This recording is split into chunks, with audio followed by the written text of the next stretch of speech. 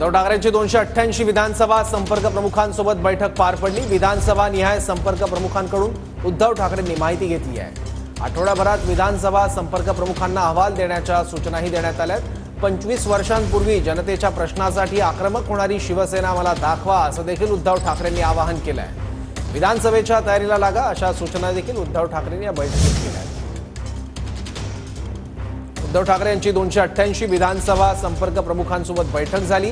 आगामी रणनीतीबाबत चर्चा झाली। यावेळी विधानसभेच्या तयारीला लागा असे निर्देश उद्धव ठाकरेंकडून देण्यात आले आहेत। विधानसभा निहाय आढावा या बैठकीत घेण्यात आलेला आहे।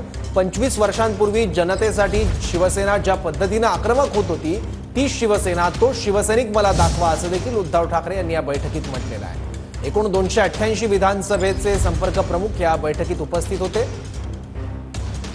आणखी माहिती घेऊ आपले प्रतिनिधी निवृत्ती बाबर आता आपल्यासोबत आहे। निवृत्ती, आणखी काय काय घडलं या बैठकीत?